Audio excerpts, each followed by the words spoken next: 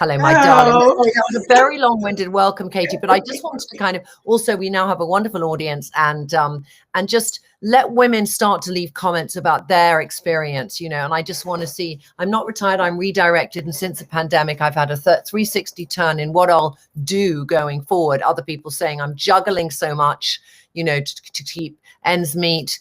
Others, I set up a new business with a group of women in COVID, all working from home, miss the office buzz and Costa, but it's going very well.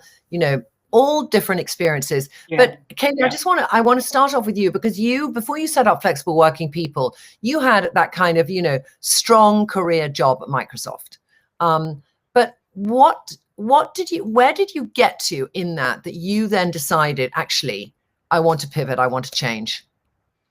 Okay, so hi everybody, and Trinny, thank you so much for having me today. This audience is slightly terrifying. They're the most fabulous audience. They are amazing. Okay, great. So yes, so as you said, I started my career in the corporate world. I started in publishing. I'd done a law degree and I'd studied really hard and I thought I was going to be a lawyer, and then I just pivoted right at that point and thought, no, that's really not for me. What do I want to do? So I started a career in marketing and worked my way up the career ladder.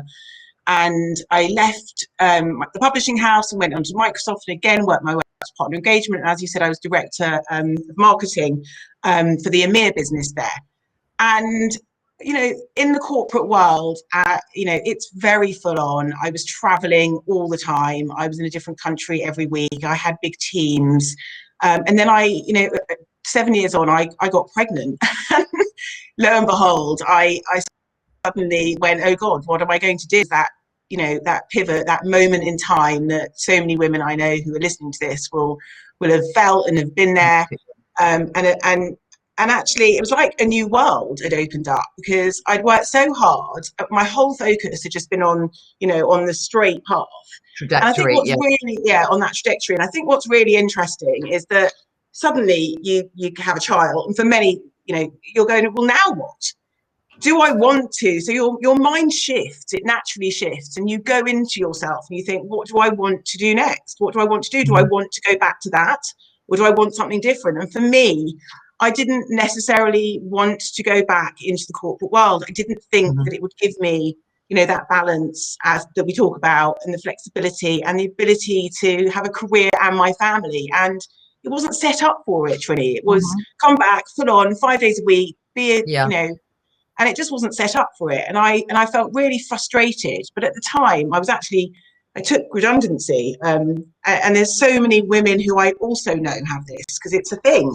You get pregnant and you get made redundant, and then what? So that was my journey. That was my pivot. I think that, many women here will relate to that. And there's different feelings when you have a child, the age you have a child. Women have a child early on in a career, and then they have a big career. And then they have a child late, and then they decide, actually, I want to change everything. But I find that priorities do change. We all know this. Anyone who is a mother here, your priorities change. But I don't know if this is true. And I'd love to know what everyone here thinks. But I had my child at 39. How old were you, Katy, when you had your children? 39. I had my first child. All right. So I had a 39. I was slightly an older mother at the school gate.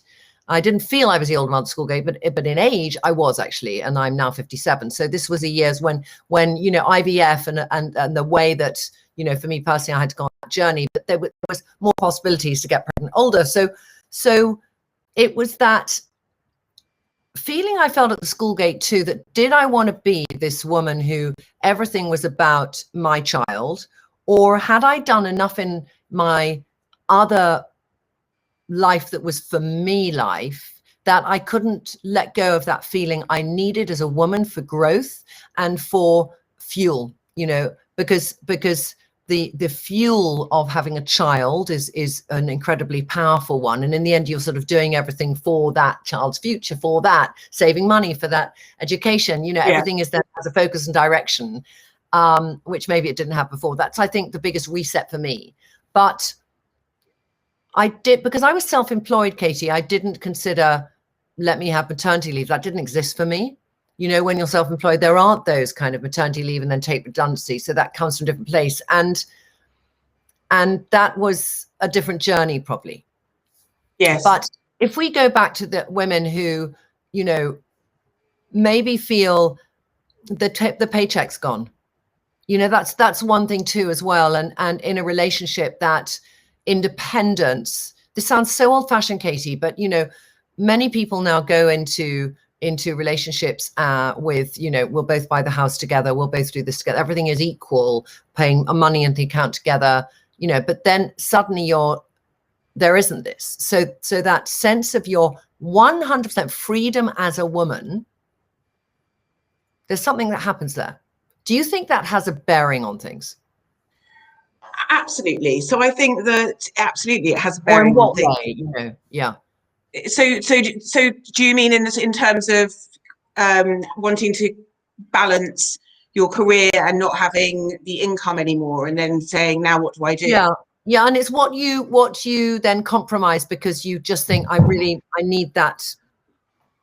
I just want that. And I think it's about redefining at that point, Trinny, what's important to you, and also balancing that with what you need in your life financially. And they're the levers, aren't they? So it's like, I need to feel like I need to work, because that's to define who I am. That is who I am. So it's about that juggling act of wanting to maintain your career, knowing that you have to bring in an income, but also feeling like you want to play a part in your child's life. And that's the constant struggle that I think that women particularly have. So it's that pull and push. She put it very well. It's just finding a fulfilling role that feeds her soul, that makes her feel that independence and that love of herself. I mean, it sounds so bloody corny, but I want to just talk about something, and I don't know how much this is relevant to your community, but there's many women on here who maybe feel too old for the job, which is such a hideous position to find yourself in, or to think that you are, all right, too old for the job. So therefore a younger person's going to get it. You know, I'm not, you know, and that's sometimes if you have a child late, you know, you just think, So what can we do to not have that feeling? You know, what can we do? Because I think there's a bit about education, keeping up with the times, but what advice would you give to somebody on that, so they don't go into a job interview maybe with that feeling? And so there's so many people in my group who feel exactly like that, and that's part of the reason why I set up the group. It's to bring together a community of people who feel those things. I mean, we call it imposter syndrome, and we can, you know, we feel so many things internally that aren't actually true and real. So sometimes we can talk ourselves out of getting jobs, we can talk ourselves out of being right. Actually, if you just reframe your mind and think about all of those brilliant skills and all of those wonderful things that you've done and that you can bring, then it's about just reframing it. Because I think that, you know, if you have that negative internal dialogue that's constantly saying, I'm not good enough, I'm too old, I'm this, you know, all these things that we tell ourselves, then, you know, that doesn't translate. And then, yes, you're going to go and talk to someone, and that negativity will come through. So I think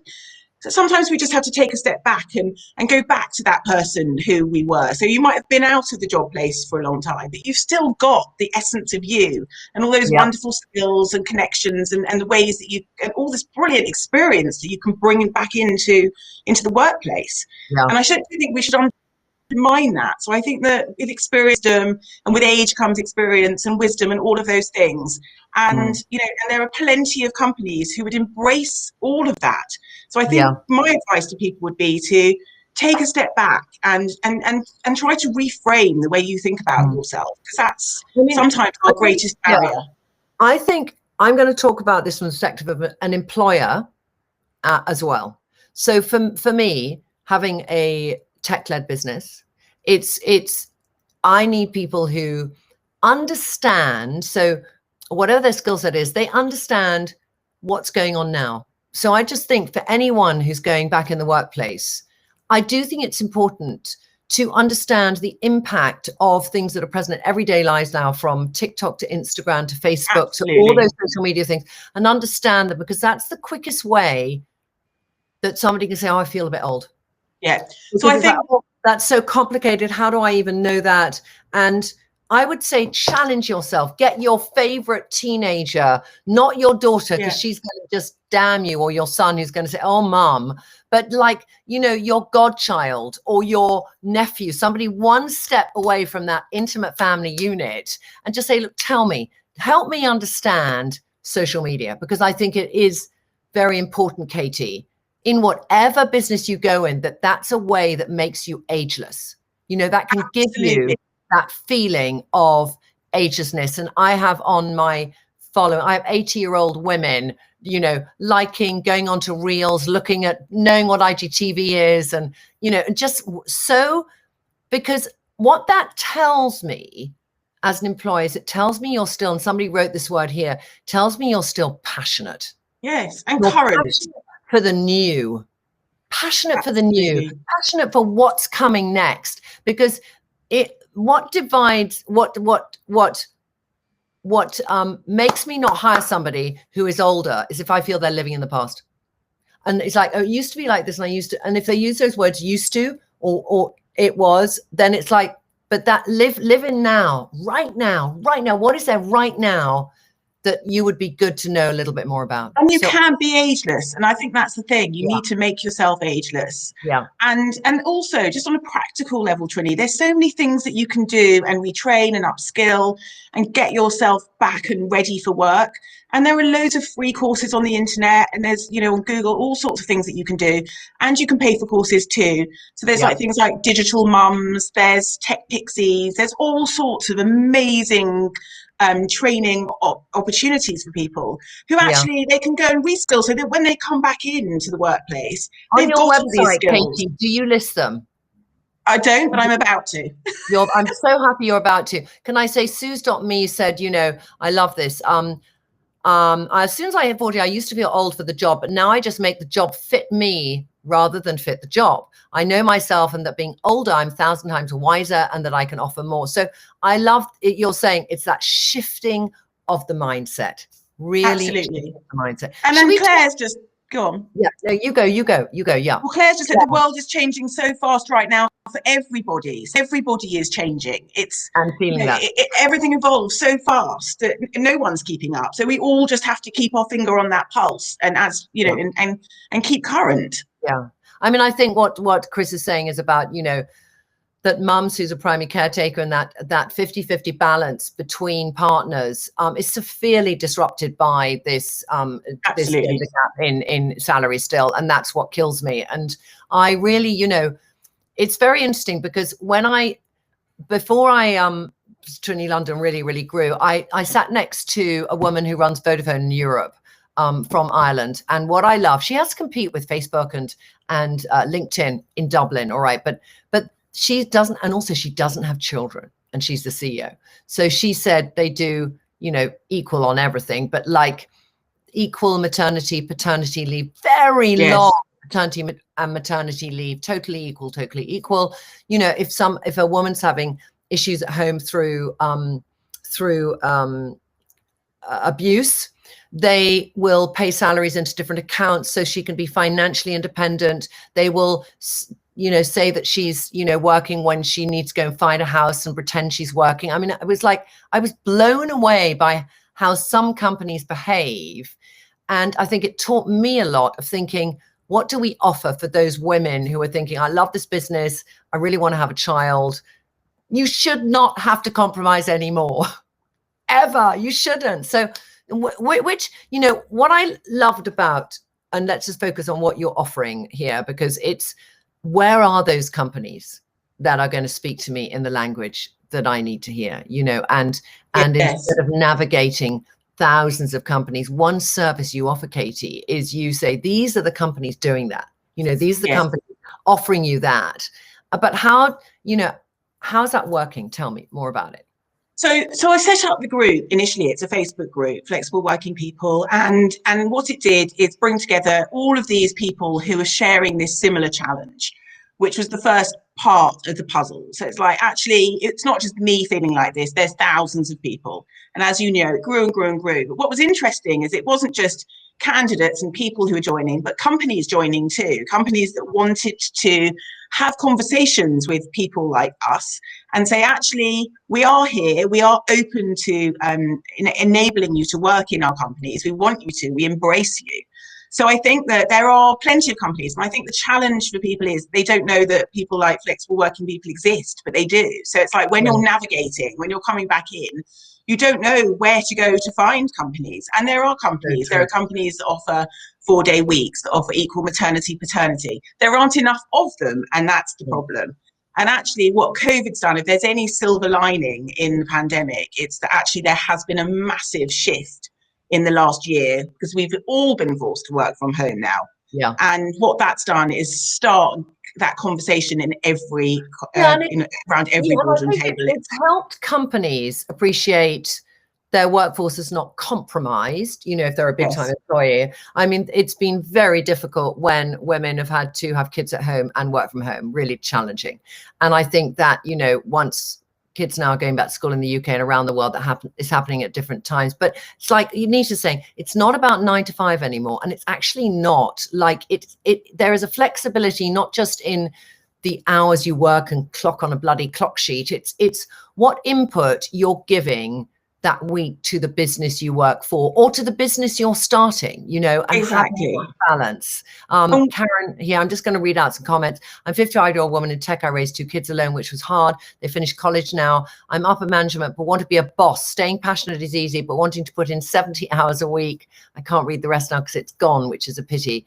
But lots of amazing comments here and lots of great, everywoman.com is also very good at networking. I disagree. It's not your employer's or government's job to take care of you. It's your responsibility. That's somebody leaving a comment too. I do think there is a responsibility of employers to really, really look after their workforce. I think it's got to be a massive shift, Trinny, and it's got to be culturally embedded in the company. So it's all very well talking the talk, and I think lots of companies talk about being flexible, and they might put a stamp saying, "Oh, we're happy to talk flexible," but are they really? And I think that when culturally you live and breathe that flexibility. I mean, I was just talking to a company before I came on about the boss who said to his team, do you know what, I can't act, necessarily isn't something we should follow, but he said, I don't want to work today because I don't feel like it.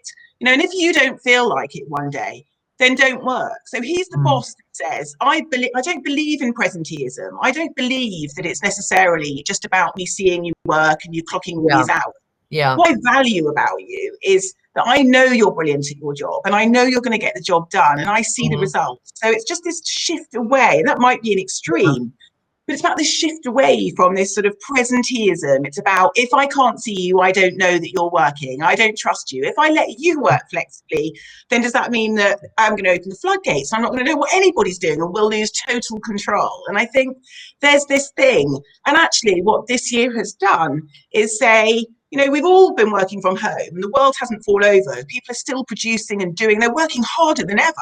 And it's proved that actually you can trust your people. And it has been incredibly tough this year. And as you say, kids are now going back to school, and we're hoping to start to see some more balance. But companies have to do so much more. They have to trust their people to do the jobs that they're hiring them to do. I mean, I think what that man says is fascinating. And coming back to that, I think that a lot of people, there's that, I'm 56 and I'm thinking, I want to do something different now, or I have a little business and I want to amp it up. I think that's very interesting for a woman in her 50s where kids have grown up and she's thinking, I want to take this from this little thing that was like my small, bring up my kids, but doing something. I want to make it a career, or I want to write that book, or so self-motivation at home. I just want to talk about that too, because what you were saying, that deliverable versus ours, I really like that. And I think that I'm immediately translating to my team thinking, if I said that, there's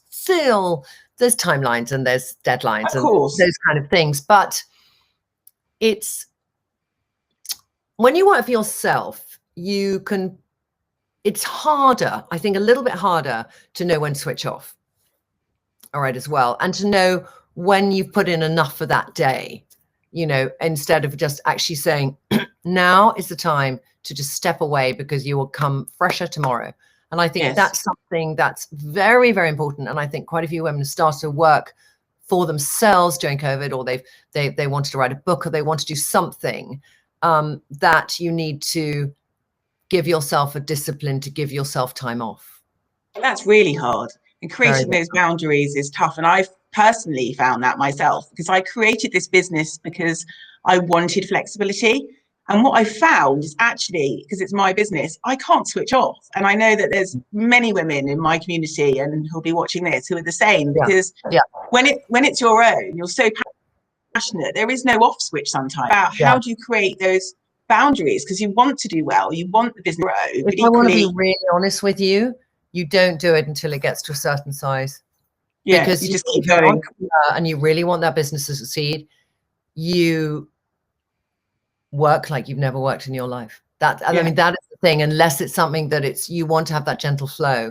But if you have that real sense of, I want this to be a big thing, then it is that. It does take that. Only now, Katy, 3 years in, where I have enough people who work in the business who I can rely on, that I don't have to educate them in order for the business to be executed. Whereas the first 2 years I was educating all the time, that element of what is a brand, what are we delivering to customers, what's our raison d'etre here, and reinforcing. And now there's enough people who've been with the business quite a long time who've grown up with the business. And the thing for me as an employer that gives me the biggest sense of joy is we had 5 people who were interns at the very beginning, and those people have really, really significant roles in the business now. And that's just taking passionate people who showed some wonderful raw talent and helping them to develop that talent. So that I love. That's one of the joys of being an employee, is seeing that growth when you're at startup. But for me now, it's about really working out, how do I, sorry, I've somehow got weird music going on. Happy birthday music on, so I'm just taking that off.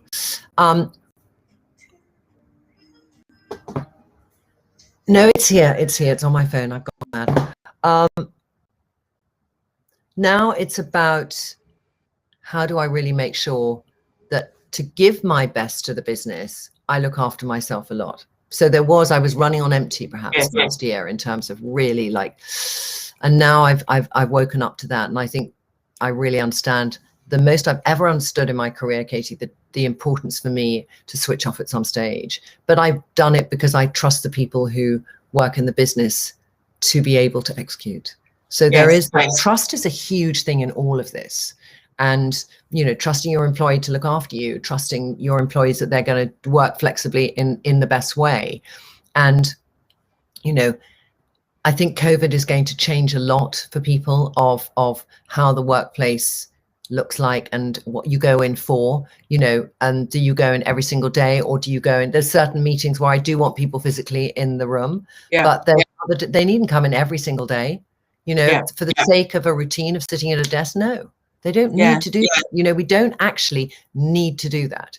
So with all the forms of communication now, it's not, So that's been the most exciting shift, I think, Trinny. And the companies that I'm talking to, and and what we're talking about now is this new hybrid model, which is, you spend some time in the office when it's needed. Because you're talking about some big companies, and I'd love to know what kind of companies, if you can even list them, are offering that hybrid model, and how does that look to you, that hybrid model? So not just big. So some of the big corporates, absolutely, but small, medium size, everybody, because there've been so many. They're talking to their people. 80% of people have said we want to work more flexibly. We've had this experience, and what's been really interesting is all the men who have now been working from home as well, who've had the chance to spend time with their families, to not commute every day.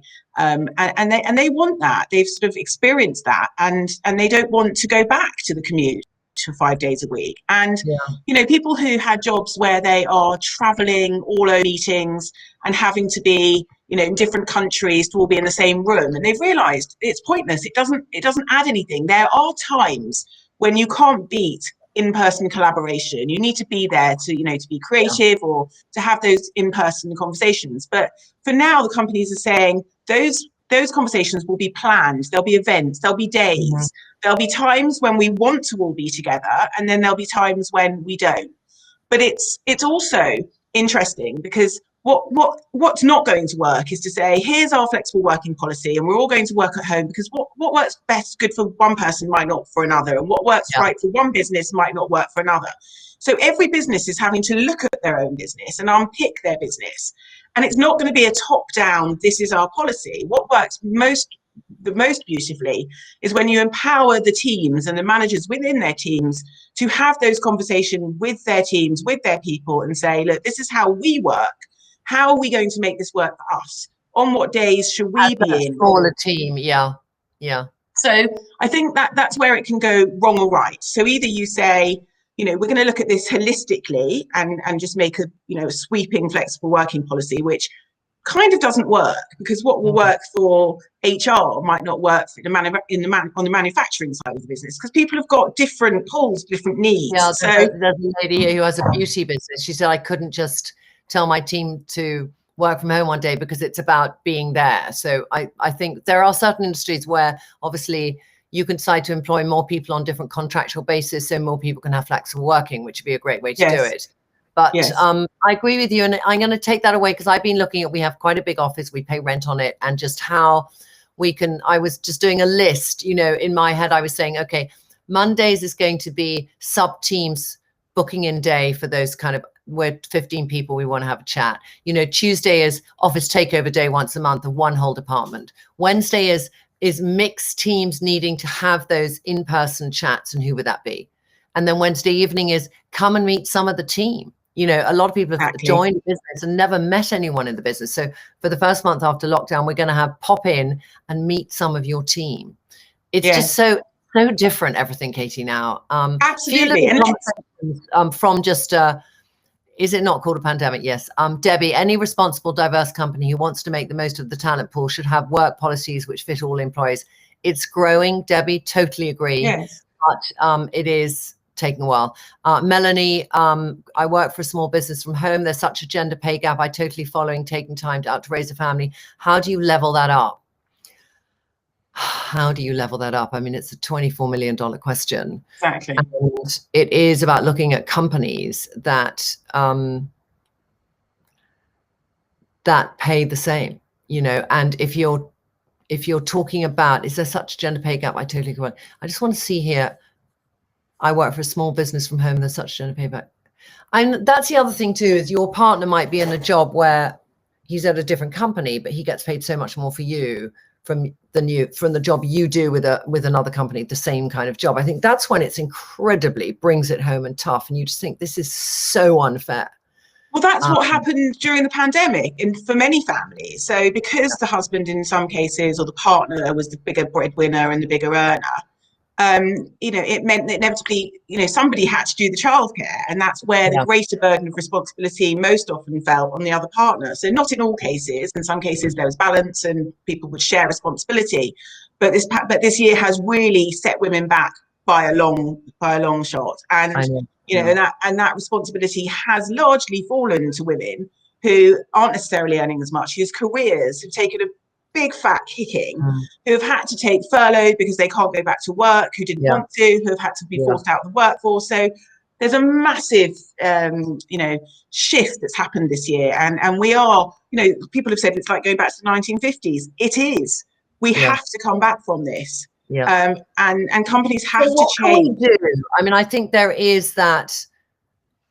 It's terrible, because when you're going for a job to demand more, and they will just, it's like, if enough women demanded more, then people couldn't suggest a salary for something.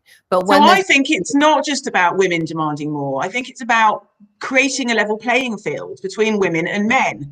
And that's the problem. Yes, but in that regard, I think what I'm trying to say is that if you have a job that's advertised and you see what that pay is, and for a man it's that much more, it's being like, this should pay X, Absolutely. In the marketplace for a man, this should pay X. And there is that sense of, if we, it's that kind of, everyone might say, I'm not going to take it because it's not the right amount. And then they'll find somebody who feels, I really need the money, and that's the hardest thing, because there's a balance always between, I really need the money. I know it's like 5, 10, 15, 20, 30, whatever grand, less than it should be, but I need that job. And that's the hardest thing. really the hardest thing, because you're looking at bills to be paid. But yes, this is another thing, Colette. Men generally ask for more. So let's just talk about this and how we can really, how women can feel that confidence. Because I always say this, that women want to know 100% that they are right for something before they charge in the room. Men will think 60% of what they think, and they'll just charge in with that level of confidence, of that sort of bullishness. So I am in that regard more like a man in some instances, because I'm like, I know my worth. I mean, I'm 57 now. It took me a while. Many years I didn't, but I know my worth. And having that sense of really maybe getting some other people to mirror you and say, this is why you are worth this. You know, ask some friends, ask occasionally a person you've worked with when you're going for a job. And before you're going into that interview, really know your worth. And in the interview, just say, look, I know what I'm worth. I know what I bring to the table. And I know this is why you should be paying me X, actually. You know, this is why. And having the courage to say it without the consequence that you might not get the job is so hard, but it's the only way that we will get that pushing back from this kind of, we can pay less, you know. I think employers need to more pay scale transparency. I totally agree. And I think that, you know, more legislation is coming in, Katy, isn't it? Where they have to be more transparent. Yeah, so I think I totally agree with you, Trinny. I mean, I think that men look at a job ad and they tick off, you know, the first few things and go, "Oh, we'll apply for that." It's just an instinctive thing in a man that is different to a woman, where she'll read it all, and instead of saying, "I can do this, this, and this," she'll instinctively say, "Well, I can't do that, and I don't have experience in this," and may, you know, and really unpick it. And then talk herself out of maybe why she's good enough for it, whereas a man will go in and go, "I can do it." So I think it's, you know, we have to help ourselves. We have to take that mind shift. And not stay silent. It's like, I have seen clever women stay silent at meetings and say nothing. Then I ask them why they say they think others have better ideas. It's like that. If you have the idea and you have that, say it. Say it. Never be scared to say it. I mean, that's that, like, if you could run a course, Katy, of helping you find your voice, you know, so there's that kind of moment around the table and you all do it, and it's like, what's the thought inside your head that you're not saying now? Say it. It's like, train yourself up to get it out on the table. So in the group, in the community, we run Facebook Lives, we run all these sorts of educational pieces and content. So we do this. So we bring in experts, and between us, we educate and help and guide and support people to have these sorts of conversations in the workplace, because they are tough. And as you say, you're coming at it with all of this other stuff that's going on, whether that's, you know, I need to earn some money, I need to earn a bit, I'll take what I can get, or, you know, I want the balance and the flexibility. And because they're offering me that, I'm going to take less because, you know, I need the job. And actually, I feel like because I've got the flexibility, it's okay that they're paying me less. And all those sorts of things, all those dialogues and narratives that go on in your head have to stop. And they all are meaningful, but you don't want to bring those into your negotiation. You want to be paid and fight for what you deserve and what's equal. And it also, one of my biggest gripes, when people don't advertise salaries, they wait to see. So it's like, a job should be worth what it's worth. Yeah, exactly. It's not like, let's see what the quality we get this side of the pay bracket. Let's see what you earn, and then we'll add a bit more to make you feel better. That's not how it should be. So the companies I work with, I like them to be transparent and upfront about, what is this job paying, so that when I apply for it, I'm not coming at it. I want to ask these things. Very interesting point. Carrie says, I feel it's unfair. I get up 2 hours earlier, shower, dress, pack lunch, drive, work a solid 8 hours, drive back home with co-workers who can work from home. I should make 20% more. What do you think about that? She should make 20% more because she's doing so much more? Well, look, like, because she's saying, I'm doing the same job, but I'm going there to do it, so I should be paid more. That's just interesting, that feeling, because maybe they aren't offering her to work from home. I don't know. Or she's choosing to go in. But that's interesting. Yeah, I didn't see the comment. Yeah, I don't have an answer for it, but it's an interesting thought. And I just feel that there was another comment. I wish I could see these comments and go backwards, but I can't do that. I know, because I wanted to go back and read that one. Hannah, there's no way to do this, is there? Because it stops me. The comments are coming in thick and fast, so I can't get to see them before we go on to the next one. But we could speak for hours. I think this is a great beginning to a conversation, Katy. I think we could do this, you know, once every couple of months, just to kind of catch up with, or have maybe a more dialed in focus on a subject matter within the environment. But lots of good questions, and I think that do have a read, ladies. I do think that there is something very interesting about if you come in because you have to come in and somebody else can work from home, should you be paid more? I don't know. There's a lot of stuff around it. There's a lot of stuff about remuneration of your using your home as an office. There's a lot of work the tax man is going to have to do in how it taxes you for the benefit you have of not having to pay to commute. And, you know, do you get a tax subsidy, or does the company, you know, there's a lot of stuff around that. It's still really early days in all of that. But I think those sorts of conversations are going to start happening. And I think that if the employer is saving money by you working from home or coming to the office, those nuances will have to be worked through. I don't think that we're there yet in answering that question, but it's an interesting one to look at. For me, the interesting one too is if an employer says, I'm happy you work from home, but I'll pay you less because it doesn't cost you so much to work for me. I mean, I can just see employers putting that twist on it, and I just think that shouldn't enter the equation. But then for me, that's wrong. Yeah, but then you see that woman there saying, I'm coming in, I'm making the effort to come to work, I'm paying the Oyster card, I'm having to get lunch, unless I bring in a packed lunch, I'm spending a bit more on my lunch, you know, so should I get paid more? It's really interesting that we don't have the answer. But I'd like to answer to that, you know, we should be being paid for the work that we do and for the outputs that we give. And, you know, if one person wants to work in the office, which plenty of people do, because they're more productive in the office, and some people might be more productive at home, should we start, you know, looking at salaries based on that? That feels uncomfortable for me, because my natural instinct is to say, we should be remunerated for what we deliver and the work that we deliver, and it shouldn't necessarily be about where we are when we do it. I think that's a very good point. I think that's just clean. So let's see what happens as things progress.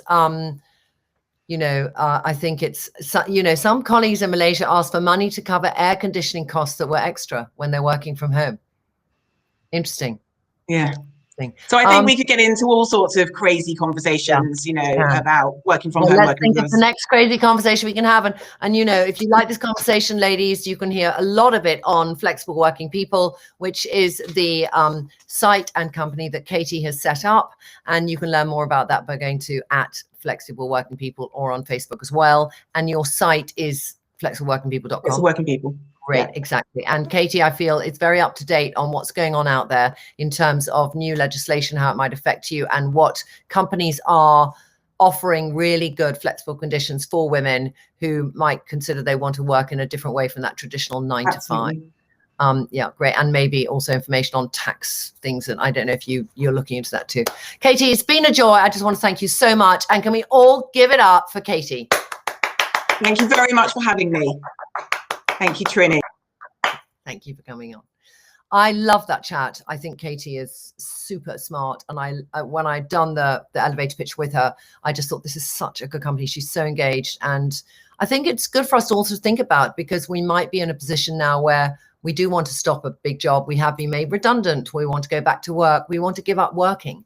We want to do something really, really part-time. We feel we're in an age group where it's harder to make these decisions, whatever it might be. Leave all your opinions below, because I'll read through all of them and we'll see how we can take this conversation further. But thank you so much for tuning in. And until next time, it's over and out from me.